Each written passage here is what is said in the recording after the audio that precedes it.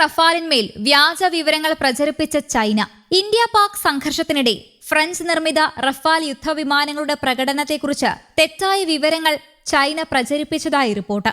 Operation സിന്ദൂറിൽ Rafale യുദ്ധവിമാനങ്ങൾ പ്രയോഗിച്ചതിന് ശേഷം അവയുടെ പ്രകടനത്തെക്കുറിച്ച് സംശയം വിതച്ചുവെന്ന് ഫ്രഞ്ച് സൈനിക രഹസ്യാന്വേഷണ ഉദ്യോഗസ്ഥരാണ് വെളിപ്പെടുത്തിയത്.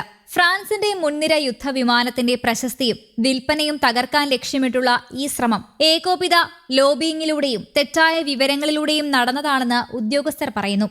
ചൈനീസ് എംബസികളിലെ പ്രതിരോധ അറ്റാഷമാർ രാജ്യങ്ങളെ, പ്രത്യേകിച്ച് ഇന്തോനേഷ്യ, കൂടുതൽ റഫാൽ ജെറ്റുകൾ വാങ്ങുന്നതിൽ നിന്ന് പിന്തിരിപ്പിക്കാൻ ശ്രമിച്ചതായി ഫ്രഞ്ച് ഇന്റലിജൻസ് സർവീസ് റിപ്പോർട്ട് ഉദ്ധരിച്ച അസോസിയേറ്റഡ് പ്രസ് റിപ്പോർട്ട് ചെയ്തു.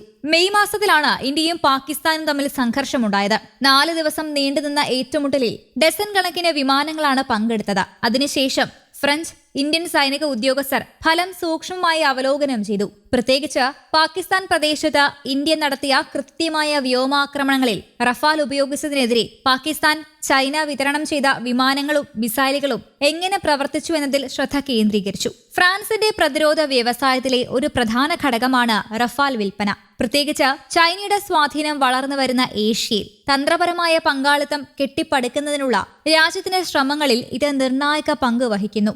3 റഫാൽ വിമാനങ്ങൾ ഉൾപ്പെടെ 5 ഇന്ത്യൻ വിമാനങ്ങൾ തങ്ങളുടെ വ്യോമസേന വെടിവെച്ചിട്ടതായി പാകിസ്ഥാൻ അവകാശപ്പെട്ടു. ഇത് നിലവിലുള്ളതും സാധ്യതയുള്ളതുമായ ഉപഭോക്താക്കളിൽ നിന്ന് വിമാനത്തിന്റെ ഫലപ്രാപ്തിയെക്കുറിച്ച് ചോദ്യങ്ങൾ ഉയർത്തി. ഇന്ത്യ നഷ്ടങ്ങൾ സമ്മതിച്ചെങ്കിലും എത്ര വിമാനങ്ങൾ വെടിവെച്ചിട്ടുവെന്ന് വെളിപ്പെടുത്തിയിട്ടില്ല. ഒരു റഫാൽ, ഒരു സുഖോയ്, മിറാഷ് 2000 എന്നീ 3 നഷ്ടങ്ങൾക്ക് തെളിവുണ്ടെന്ന് ഫ്രഞ്ച് വ്യോമസേനാ മേധാവി ജനറൽ ജെറോം ബെലാഗർ പറഞ്ഞു. പാകിസ്ഥാനും സഖ്യകക്ഷിയായ ചൈനയും നടത്തിയ തെറ്റായ വിവര പ്രചാരണത്തിനിടെ റഫാലിന്റെ പ്രശസ്തി സംരക്ഷിക്കാൻ ഫ്രാൻസ് നീക്കം നടത്തിയിട്ടുണ്ട്. റഫാൽ ജെറ്റുകളുടെ കേടുപാടുകൾ അനുകരിക്കാൻ കൃത്രിമ ചിത്രങ്ങൾ, AI സൃഷ്ടിച്ച ഉള്ളടക്കം, വീഡിയോ ഗെയിം ഫൂട്ടേജുകൾ എന്നിവ ഓൺലൈനിൽ ഉപയോഗിച്ചതായി ഫ്രഞ്ച് അധികൃതർ പറയുന്നു.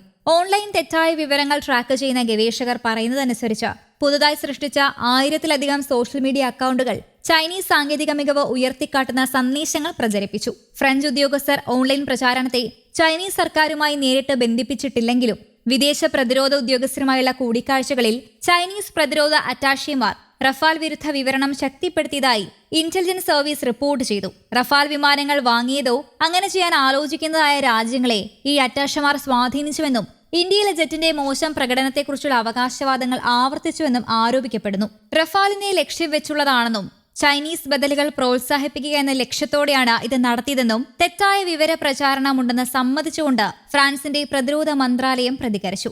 റഫാൽ ക്രമരഹിതമായി ലക്ഷ്യമിട്ടതല്ല, വിദേശത്തേക്ക് കയറ്റുമതി ചെയ്യുന്നതും ഉയർന്ന ദൃശ്യപരിധിയുള്ള ഒരു തിയേറ്ററിൽ വിന്യസിച്ചിരിക്കുന്നതുമായ ഉയർന്ന ശേഷിയുള്ള യുദ്ധവിമാനമാണിതെന്നും ഫ്രഞ്ച് മന്ത്രാലയം പറഞ്ഞു. ഡെസോൾട്ട് ഏവിയേഷൻ 533 റഫാലുകൾ വിറ്റഴിച്ചു. അതിൽ 323 Egypt, India, Qatar, Greece, Croatia, United Arab Emirates, Serbia, Indonesia തുടങ്ങിയ രാജ്യങ്ങളിലേക്കാണ് കയറ്റുമതി ചെയ്തത്. 42 റഫാലുകൾ ഓർഡർ ചെയ്ത ഇന്തോനേഷ്യ ഇപ്പോൾ അതിന്റെ ഓപ്ഷനുകൾ പുനഃപരിശോധിക്കുകയാണെന്നാണ് report. News desk, Kerala Kaumudi.